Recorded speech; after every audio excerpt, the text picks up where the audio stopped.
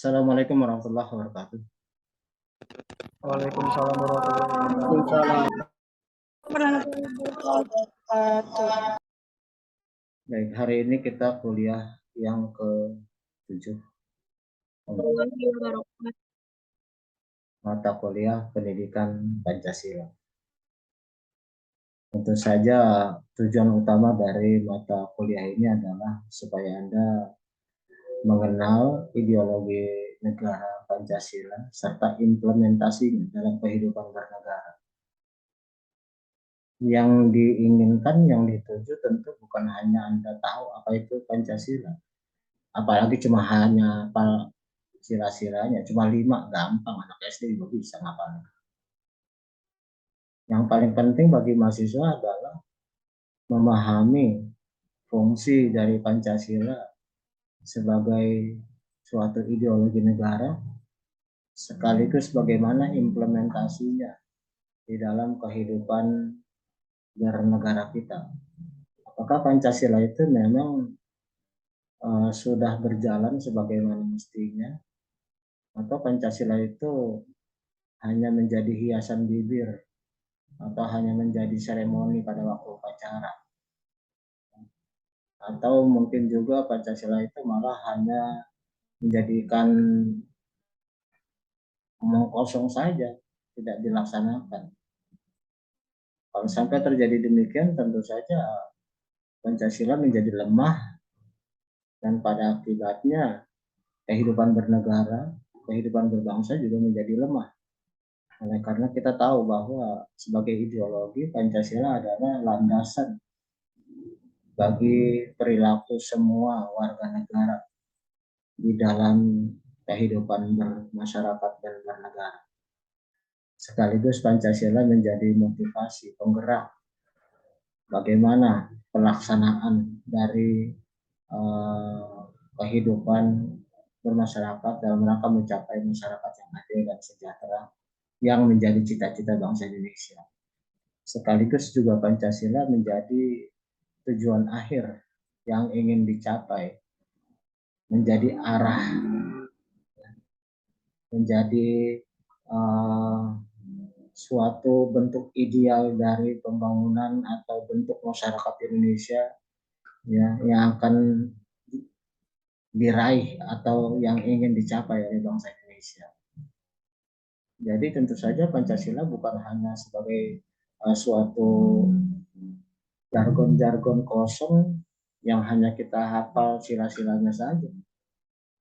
1, ketuhanan yang Maha Esa. 2, kemanusiaan yang adil dan beradab, dan seterusnya. Itu nggak usah kamu mahasiswa, anak SD kelas 1 juga gampang disuruh ngapalin. Ya. Tapi yang penting adalah kita harus memahami bagaimana konteks Pancasila di dalam kehidupan bernegara dan bagaimana implementasi atau perwujudannya di dalam kehidupan bernegara dalam rangka mencapai masyarakat ideal yang diharapkan, yang dicita-citakan. Nah, karena itulah kita harus memahami bagaimana suatu negara itu bisa beroperasi. Berarti kita harus memahami apa saja yang menjadi suprastruktur dan infrastruktur dari politik maupun dari negara kita, Indonesia. Secara teori politik, infrastruktur dari suatu negara itu terdiri dari berbagai macam unsur. Yang pertama adalah partai-partai politik yang ada di negara tersebut. Kemudian pastinya di samping partai-partai politik yang memang menggunakan nama partai, berorganisasi sebagai partai, ada juga kelompok-kelompok lain atau golongan-golongan lain yang merupakan infrastruktur dari politik kenegaraan yang pengaruhnya juga sangat besar di dalam pelaksanaan pemerintahan di suatu negara. Yaitu yang kedua adalah interest group, kelompok-kelompok kepentingan, kelompok-kelompok yang memiliki pengaruh di samping partai-partai politik. Kemudian juga di samping ada partai politik dan interest group atau kelompok kepentingan, juga ada kelompok-kelompok penekan, pressure group. Pressure group ini juga pengaruhnya sangat besar terhadap jalannya pemerintahan, termasuk terhadap berfungsinya suatu ideologi dari suatu negara. Ya.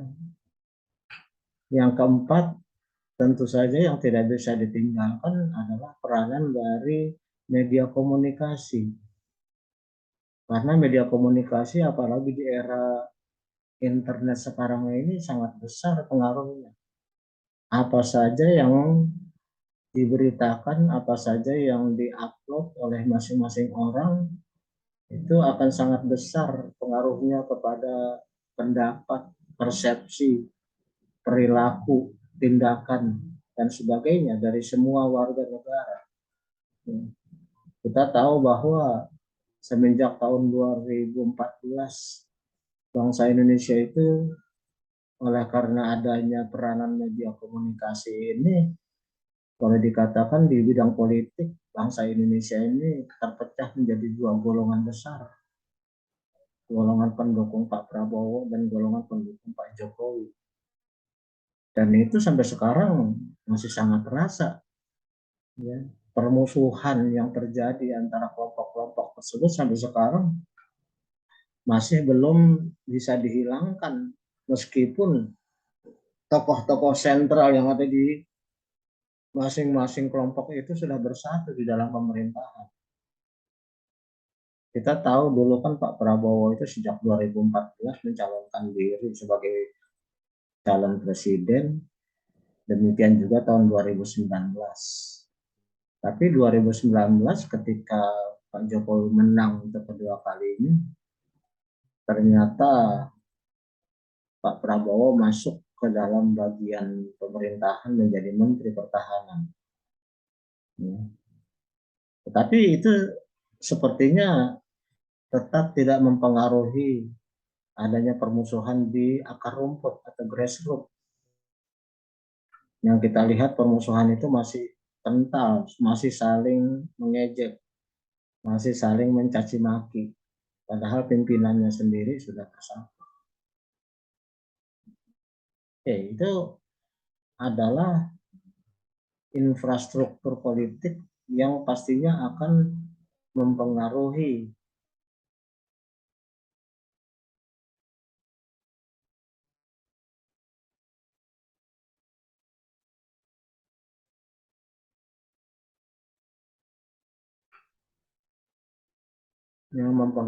Pancasila di dalam implementasinya dalam kehidupan masyarakat.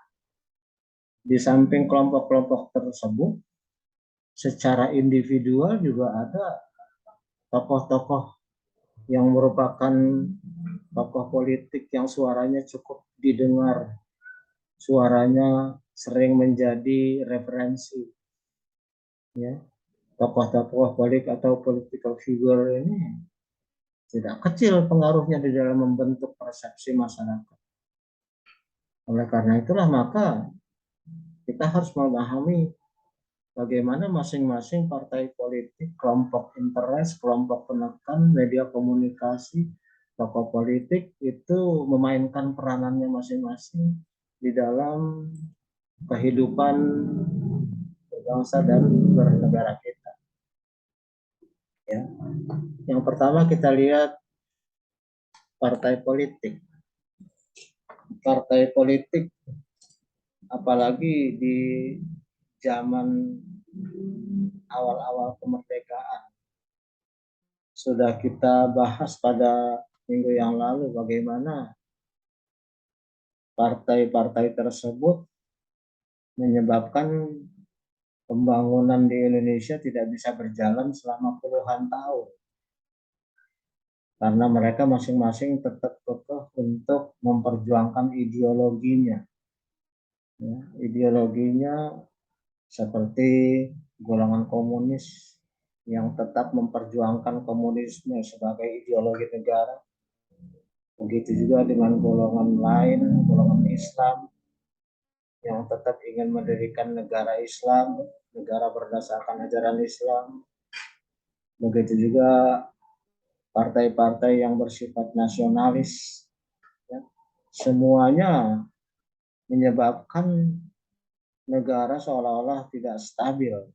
Kurun waktu 45 sampai 65, kurang lebih 20 tahun. Masyarakat kita masih gonjang-ganjing dan nyaris boleh dikatakan tidak ada pembangunan sama sekali di era tersebut. Selama kurun waktu 20 tahun, 45 sampai 65, kita sibuk untuk bertikai tentang ideologi negara. Meskipun sejak 45 sudah ditetapkan Pancasila yang menjadi ideologi negara.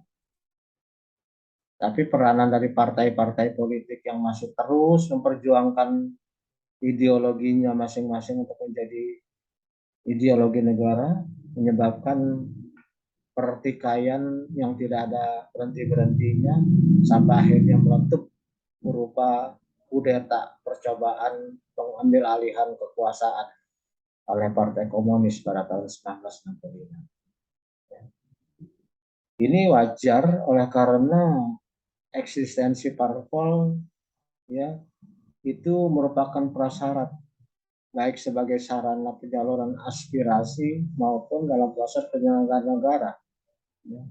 Karena mereka melalui wakil-wakilnya di dalam Badan Perwakilan Rakyat itu masih terus memperjuangkan kepentingannya yang seharusnya ketika tahun 45 sudah ditetapkan Pancasila sebagai pemersatu, sebagai ideologi bersama. Seharusnya yang diperjuangkan adalah bagaimana cara kita membangun Indonesia, cara kita untuk mengisi kemerdekaan, dan bukan terus-menerus mengutak-utik dasar landasan negara. Ya, jadi mereka terus melakukan perjuangan untuk memperoleh kekuasaan tanpa mempedulikan ideologi negara, baik secara legal maupun secara ilegal. Secara legal mereka mengikuti pemilu lalu kemudian masuk ke dalam parlemen, ya, dan memperjuangkannya di dalam parlemen. Terbukti bahwa meskipun pada waktu tahun 1955 selain pemilu untuk memilih wakil-wakil rakyat di legislatif juga membentuk Dewan Konstituante, yaitu dewan yang memang sengaja dibentuk untuk merumuskan kembali apa dasar negara. Kalau memang dasar negara pengen diganti bukan Pancasila, Dewan Konstituante ini sejak dibentuk, ya, dari 5 Juli 55 sampai tahun 59 tidak berhasil menjalankan tugasnya. Karena masing-masing kelompok-kelompok, masing-masing partai itu terus memperjuangkan ideologinya masing-masing sehingga tidak pernah tercapai kata sepakat. Dan kondisi seperti ini menyebabkan politik negara menjadi tidak stabil. Tidak ada keamanan, senantiasa ada kerusuhan. Kabinet jatuh bangun. Hanya terjadi pergantian-pergantian kabinet itu dalam waktu yang singkat. Sehingga kemudian Bung Karno pada tanggal 5 Juli 59 menetapkan dekret presiden, ya, yang menetapkan bahwa Indonesia kembali saja kepada Undang-Undang Dasar 45.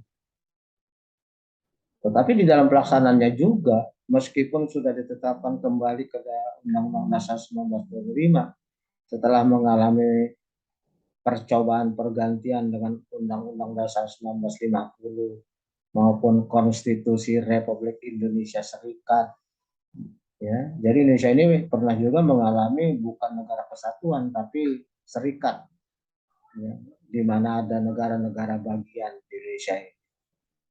Akhirnya berdasarkan dekret presiden, maka kita kembali menggunakan Undang-Undang Dasar 1945 sebagai landasan negara, yang berarti kembali ke Pancasila sebagai ideologi yang sah. Ya. Tapi kita ketahui bahwa Dewan Konstituante yang merupakan hasil pemilu pada tahun 55 itu tidak berhasil menjalankan tugasnya sampai akhirnya Bung Karno menetapkan dekret. Di samping itu juga ada percobaan-percobaan yang sifatnya ilegal, melakukan tindakan-tindakan yang sifatnya revolusioner atau sifatnya kudeta, perebutan kekuasaan dalam rangka menetapkan apa yang menjadi ideologi partai agar menjadi ideologi negara. Kita ketahui ya, bahwa sejak 1945 di samping mereka berjuang melalui parlemen dan dewan konstituante, juga banyak pemberontakan-pemberontakan seperti Darul Islam, DITII, Darul Islam, Tentara Islam Indonesia itu mencoba untuk melakukan perebutan kekuasaan atas nama agama dari pemerintah Indonesia yang sah. Demikian juga ada bentuk kudeta yang dilakukan oleh Partai Komunis Indonesia pada tahun 1948 yang juga ingin mengubah Pancasila menjadi komunisme. Ada juga gerakan-gerakan yang sifatnya kedaerahan yang merasa tidak puas dengan pemerintah pusat lalu mencoba memisahkan diri. Ya, ada juga gerakan-gerakan yang masih dimotori oleh katakanlah peninggalan kaum kolonial seperti PRRI, Permesta. Ada juga pemberontakan-pemberontakan seperti di Aceh atau di Republik Maluku Selatan yang berusaha untuk berdiri sendiri keluar dari Republik Indonesia. Lalu kemudian semuanya itu terus menerus berlangsung selama bertahun-tahun sehingga negara kita tidak bisa melakukan pembangunan. Puncaknya adalah terjadinya kudeta yang dilakukan oleh Partai Komunis Indonesia. Ya. Kenapa sih mereka semuanya ingin menggantikan Pancasila dengan ideologi masing-masing, ideologi kelompok masing-masing?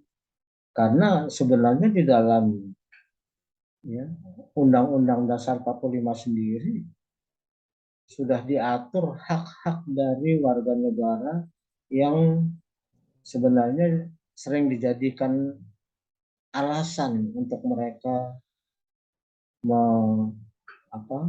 mencoba untuk menyuarakan kepentingannya meskipun belum tentu sejalan dengan Pancasila. Misalnya pasal 26. Ya. Jadi sebagai warga negara dan penduduk Indonesia yang bersamaan kedudukan dalam hukum dan pemerintahan, kemudian juga berhak untuk kemerdekaan berserikat, mengeluarkan pikiran dan tulisan di pasal 28, kemudian juga jaminan beragama dan pelaksanaannya di pasal 29, kemudian juga ikut serta dalam usaha hankam negara pasal 30. Ya. Dan ini semuanya adalah alasan-alasan yang menjadi landasan mereka untuk memperjuangkan kepentingannya masing-masing. Kemudian kita tahu juga bahwa sebenarnya di masa pra kemerdekaan itu sudah banyak partai-partai yang juga atau golongan-golongan yang juga ingin memperjuangkan ideologinya masing-masing yang dalam perkembangannya itu menjadi partai-partai politik. Kita tahu bahwa di masa pra kemerdekaan itu pada tahun 1912 itu berdiri Syarikat Islam, ya, Syarikat Dagang Islam mulai. Jadi ini merupakan suatu perkumpulan berdasarkan agama Islam dari para saudagar-saudagar atau pedagang-pedagang Islam. Kemudian pada tahun 1912 juga itu berdiri Muhammadiyah. Ya. Muhammadiyah yang kita uh, ketahui sampai sekarang masih ada, merupakan suatu organisasi yang bercorakkan agama. Kemudian juga ada Initial Party, partai yang didirikan bercorak nasionalis. Kemudian ada Partai Komunis Indonesia tahun 1921. Ada Partai Nasional Indonesia pada tahun 1927 didirikan oleh Bung Karno.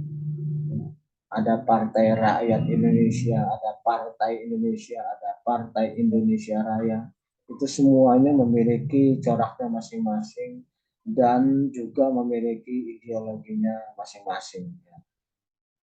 Semuanya pasti memiliki kepentingan, memiliki keinginan supaya ideologi partainya itulah yang akan menjadi ideologi dari negara. Sehingga kemudian kita bisa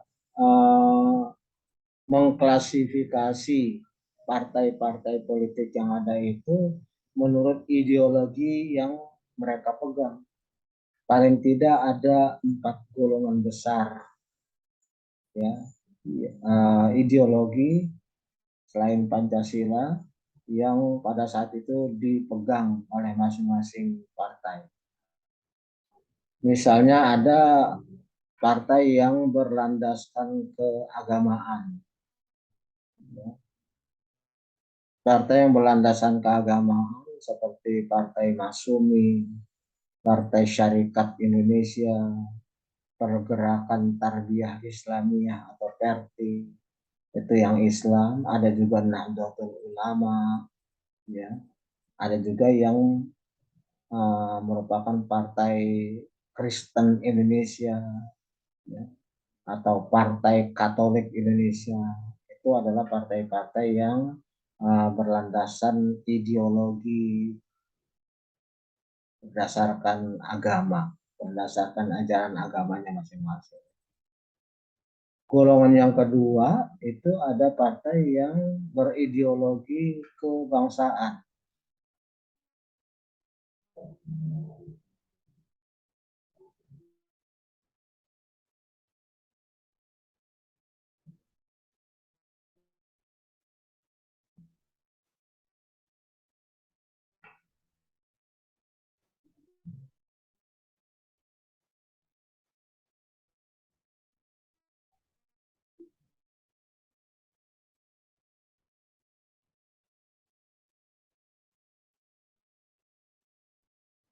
Ada yang berideologi kebangsaan, misalnya Partai Nasional Indonesia atau PNI, ada Partai Indonesia Raya, Partai Rakyat Indonesia, Partai Demokrasi Rakyat, Partai Rakyat Nasional, Partai Kebangsaan Indonesia, dan lain sebagainya. Ini golongan kedua, yang ideologinya adalah nasionalisme. Nasionalisme artinya semuanya adalah berdasarkan kebangsaan Indonesia, kebudayaan Indonesia, jadi tidak berlandasan kepada ajaran agama maupun yang lain. Golongan yang ketiga adalah partai-partai yang melandaskan dirinya pada ajaran Marxis atau ajaran komunis. Ya. Ini kelompok ketiga yang juga pengaruhnya besar. Ya. Yang pertama adalah Partai Komunis Indonesia atau PKI. Kemudian ada Partai Sosialis Indonesia. Kemudian ada Partai Murba, ada Partai Buruh, ya, ada partai-partai yang lain, ya, yang mendasarkan dirinya pada ajaran Marxisme. Kemudian ada lagi yang berdasarkan kepada ras, ya, seperti Partai Demokrat Tionghoa dan lain sebagainya. Jadi kalau kita lihat begitu banyak partai yang kalau saya tidak salah sampai mencapai 50-an partai, itu masing-masing berusaha untuk memperjuangkan memperjuangkan ideologi partainya menjadi ideologi negara. Itu masa Indonesia baru merdeka, yaitu tahun 45 sampai tahun 65. Jadi pada waktu itu memang karena Indonesia baru merdeka, maka kemudian masing-masing orang merasa berhak untuk membentuk partai. Nah, tentu partai-partai ini akan berusaha untuk menjual dagangannya kepada masyarakat Indonesia. Terkait dengan pertanyaan Anda di dalam uh, kemarin itu dalam podcast, cuman yang tidak sempat di ini ya,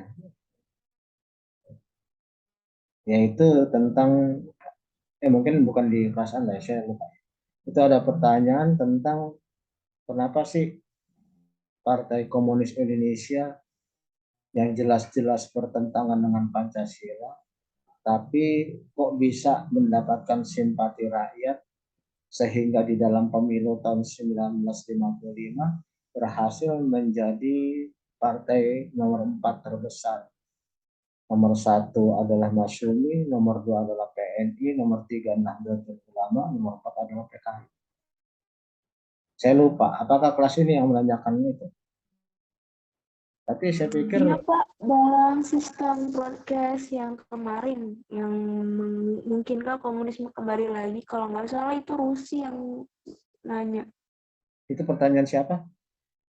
Rusi deh kalau nggak salah, seingat saya ya Pak, pas saya ngeliat videonya. Oke, kenapa Partai Komunis bisa menjadi partai besar? Dan bahkan saya pikir andai kata kan dari tahun 55 pemilu yang pertama ya, terus itu sampai meletusnya PKI tahun 65 itu kan 10 tahun. 10 tahun itu seharusnya kalau mekanismenya 5 tahun sekali pemilu, seharusnya ada 2 kali pemilu. Cuman kondisinya memang belum memungkinkan. Jadi selama 10 tahun sejak 1955 itu kemudian tidak ada pemilu, ya maka kemudian kita lihat bahwa uh, kondisi perpolitikan di Indonesia memang ya, sangat carut marut. Lalu menjawab pertanyaan kenapa komunisme sangat dapat dukungan, dan saya pikir kalau misalnya pada waktu itu eh, katakanlah tahun 1955 atau 1960 dilakukan pemilu, mungkin tahun 60 itu PKI belum dapat ini, belum belum bisa jadi pemenang. Kenapa? Karena dia tahun 48 baru saja melakukan pemberontakan yang gagal di Madiun, ya. Tapi kalau tahun 65 Partai Komunis berhasil melakukan konsolidasi sehingga menjadi begitu kuat sehingga berani terlalu pede untuk berebut kekuasaan, mengambil kekuasaan dari pemerintah. Itu kan artinya pede banget mengukur dirinya. Berani melakukan pemberontakan seperti itu berarti kan mengukur dirinya udah pede banget. Artinya kalau tahun 65 itu ada pemilu, mungkin Partai Komunis bukan lagi nomor 4, mungkin dia sudah jadi nomor 3 atau nomor 2 atau bahkan mungkin nomor 1. Kenapa bisa demikian? Ini harus kita perhatikan kepada kondisi zaman itu, di mana Indonesia baru merdeka, sebagian besar mayoritas rakyat kita masih buta huruf, ya kan? Alias masih bodoh karena banyak yang belum mengenyam pendidikan. Otomatis karena tidak mengenyam pendidikan, wawasannya sangat sempit, ya. Sangat banyak bisa dipengaruhi, sangat besar kemungkinan untuk dipengaruhi, dihasut, ya, oleh partai yang memang mampu membaca situasi seperti itu. Bahkan kita tahu bahwa pada masa pra kemerdekaan itu kan banyak perusahaan-perusahaan milik asing dinasionalisasi, diambil alih oleh bangsa Indonesia. Perusahaan-perusahaan Belanda maupun perusahaan Jepang. Siapa yang ngambil? Ya tentu saja mereka yang memiliki kekuasaan. mereka yang memiliki power, termasuk juga mereka yang memiliki senjata. Itulah sebabnya kemudian PKI kemudian menjadikan ini sebagai isu besar untuk menghasut rakyat, karena di sebagian besar rakyat itu masih dalam kondisi kelaparan, bodoh, miskin. Kemudian pada sisi lain banyak orang yang kaya raya akibat perampasan harta benda ataupun perusahaan-perusahaan milik asing. Jadi ada sebagian besar rakyat yang masih miskin, kelaparan, sementara ada segolongan kecil orang yang kaya raya. Itulah sebabnya kemudian PKI menyebut mereka sebagai setan desa atau setan kota. Setan desa adalah para bangsawan di daerah yang memiliki tanah-tanah luas. Sementara setan kota adalah para birokrat yang sering disebut sebagai kabir. Oleh mereka disebut kabir, kapitalis birokrat. Yaitu orang-orang yang kaya mendadak setelah masa revolusi. Akibat kesenjangan kondisi ekonomi seperti itu, komunis lalu menjual dagangannya berupa jargon sama rata sama rasa. Ya otomatis dilihat dari kondisinya masih miskin, masih bodoh, masih kelaparan, terus ada orang yang kaya, sebagian lagi melarat, miskin, dihasut dengan jargon sama rata sama rasa, maka berbondong-bondonglah mereka masuk partai komunis. Wajar kan? Kondisinya memungkinkan. Jangan lagi di masa orang masih kondisi seperti itu, yang pastinya gampang dihasut. Zaman sekarang aja yang katanya banyak sarjana, banyak mahasiswa, tetap saja gampang dihasut. Begitu gampang dibawa ke kanan, dibawa ke kiri, dihasut ini, hasut itu. Apalagi zaman dulu. Karena itulah maka kemudian kalau kita nanti melihat bahwa di zaman modern sekarang ini masih kondisinya sama, berarti Indonesia itu belum mengalami pergeseran di dalam masalah politik. Kan kita tahu juga bahwa politik yang seperti itu ternyata kemudian pada masa sekarang juga masih kita lihat ada golongan-golongan yang masih tetap ingin supaya Pancasila diganti dengan ajaran-ajaran lain, terutama dengan ajaran yang membawa agama. Padahal kalau kita lihat mereka yang mengusung agama begitu jadi pemimpin juga sama aja korupsi juga. Tidak ada itu yang namanya keadilan. Tidak ada itu kemudian mereka berperilaku sesuai dengan apa yang mereka kampanyekan pada waktu mereka mau ikut pemilihan. Begitu mereka jadi pemimpin, yang terbukti adalah korupsi-korupsi. Entah dari partai mana, entah dari golongan mana, entah dari siapa, kurang lebih sama. Ya berarti dilihat dari seperti itu, ya, kita melihat kondisi bangsa Indonesia tidak banyak bergeser. Meskipun sudah 77 tahun merdeka, meskipun sudah banyak orang pinter, meskipun sudah ribuan bahkan mungkin jutaan sarjana, atau bahkan mungkin boleh dikatakan nggak ada lagi yang buta huruf, tapi kondisinya masih sama, yaitu gampang dihasut, gampang dibawa ke kanan, gampang dibawa ke kiri, sekaligus gampang pula dikecewakan. Ya. Oke, akhirnya kemudian pada pasca meletusnya PKI, yaitu berdirinya Orde Baru mulai tahun 1966 sampai 1998. Orde Baru di bawah Pak Harto melakukan pembenahan institusi politik karena beliau merasa jumlah parpol itu terlalu banyak sehingga pertempuran ideologi itu enggak habis-habis, sehingga politik menjadi tidak stabil, dan beliau kemudian mengkampanyekan harus melaksanakan Pancasila dan Undang-Undang Dasar 45 secara murni dan konsekuen. Lalu kemudian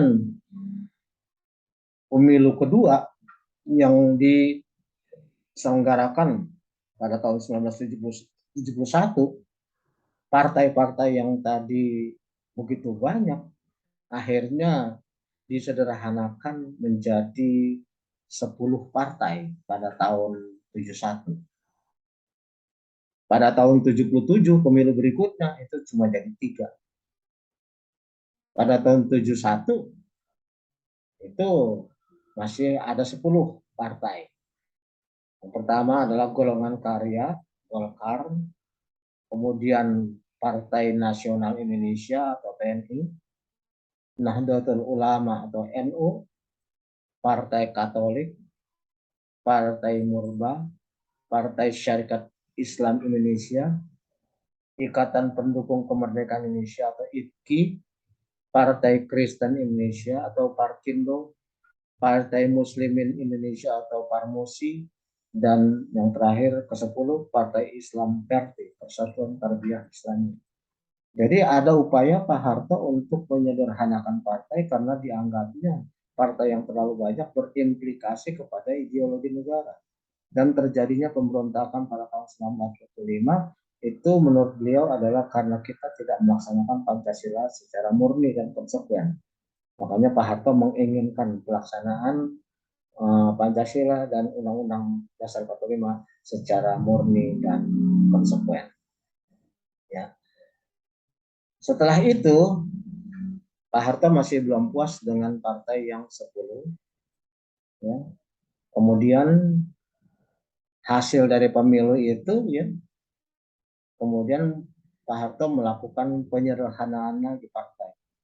Partai itu diinginkan hanya ada 3 saja, yaitu partai yang berdasarkan kekaryaan, partai yang berdasarkan keagamaan, dan partai yang berdasarkan nasionalisme. Ya. Partai Persatuan Pembangunan atau P3 itu adalah partai yang merupakan gabungan dari partai-partai yang berlandasan keagamaan. Seharusnya Partai Katolik Indonesia, Parkindo, atau Partai Kristen Indonesia seharusnya gabung ke dalam P3. Tapi kan mereka nggak mungkin mau bergabung dengan partai-partai Islam. Maka mereka memilih untuk bergabung dengan yaitu PDI, Partai Demokrasi Indonesia yang berbasiskan nasionalisme. Apakah kemudian di dalam ketiga bentuk partai ini Pancasila memang dilaksanakan? Itu juga menjadi suatu hal yang perlu studi lebih lanjut. Karena kenyataannya pelaksanaan Undang-Undang Dasar 45 secara murni dan konsekuen itu justru dimainkan sendiri oleh Pak Harto. Misalnya pasal tentang pengangkatan presiden.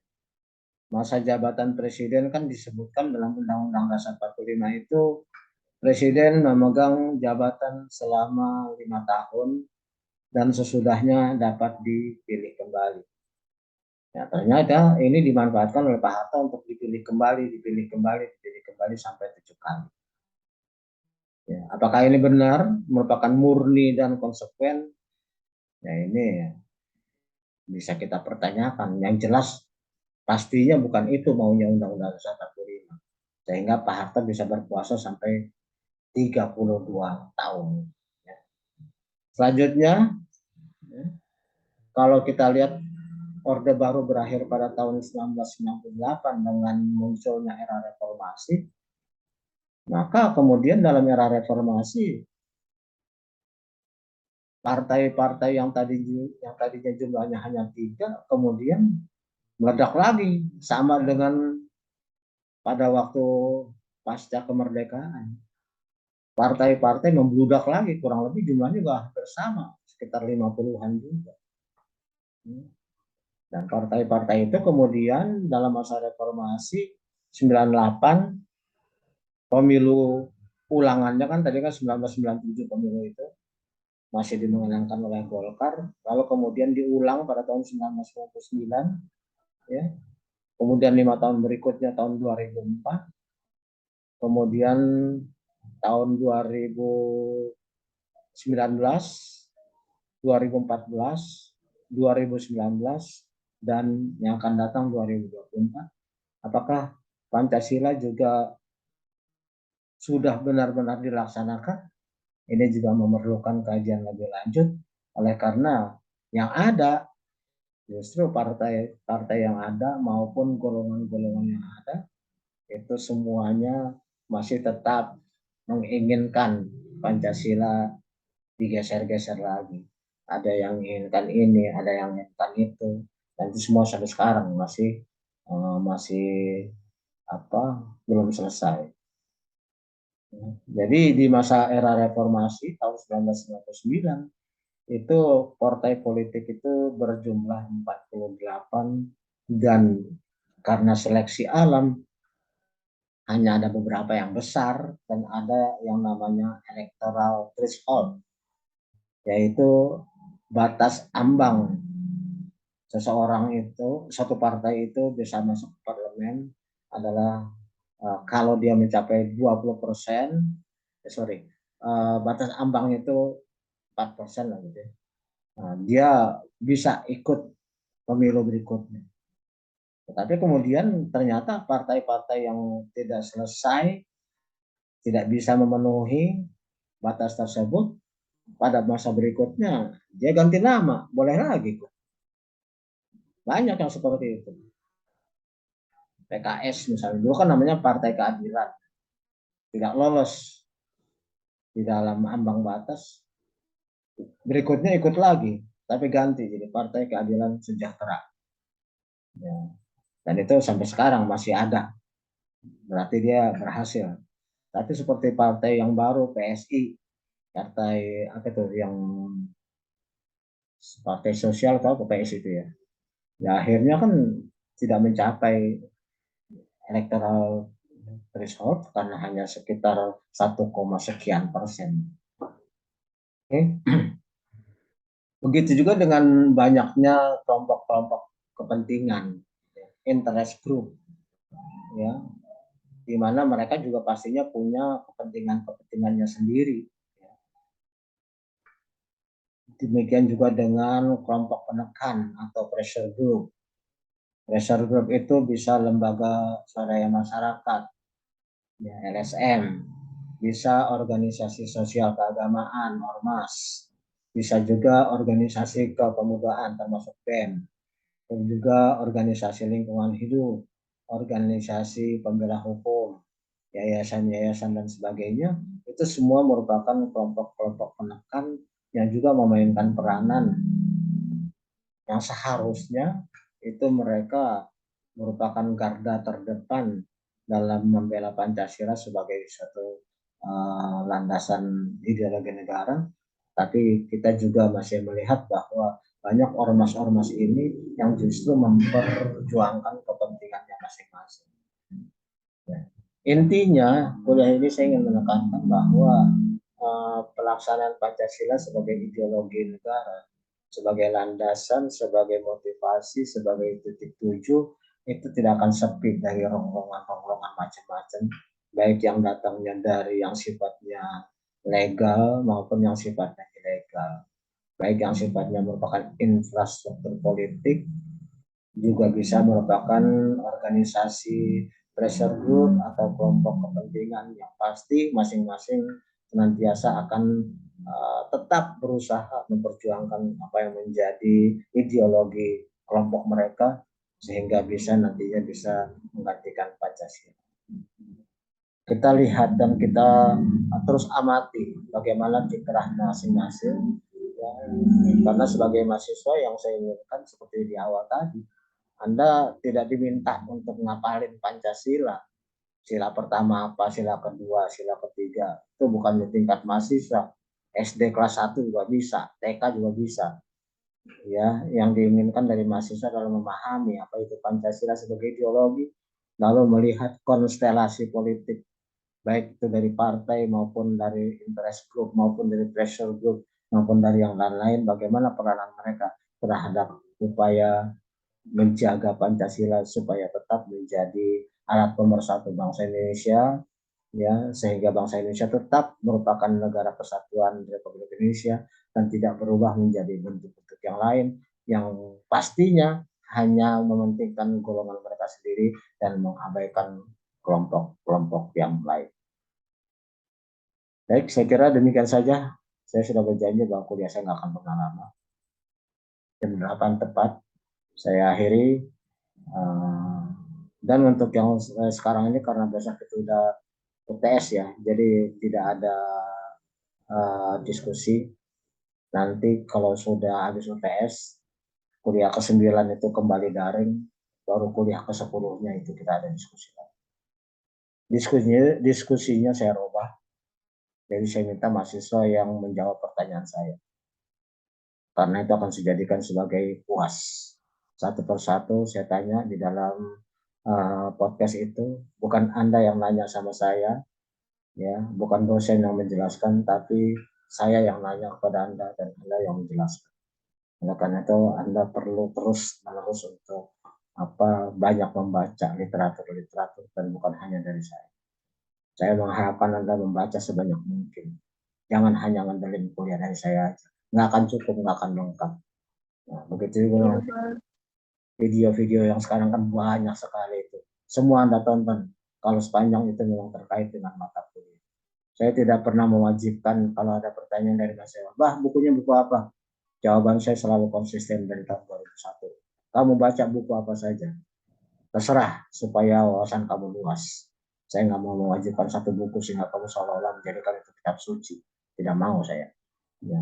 Kamu dapat dasar dari saya, kamu kembangkan dengan berbagai macam literatur, sehingga ketika saya menjawab, ketika saya bertanya kepada Anda di dalam podcast itu, maka Anda akan menjawabnya dengan baik. Saya ingin melihat siapa yang bersiap, benar-benar bersiap, dan siapa yang hanya main-main di dalam kuliah. Ya. Jadi saya ingatkan kalau kuliah saya memang serius, karena saya udah berjanji kalian semua akan dapat A, maka jangan main-main. A itu bagi saya terserah kalian, A-nya beneran atau A bohong terserah aja. Ya, yang memang merasa serius bisa menjawab dengan baik, tentunya doanya murni. Dan itu yang saya harapkan. Baik, demikian saja. Saya tidak membuka tanya jawab. Saya pikir Anda semua mengerti dan UTS akan saya ambil dari pertanyaan-pertanyaan yang Anda ajukan kepada saya selama diskusi. Ya.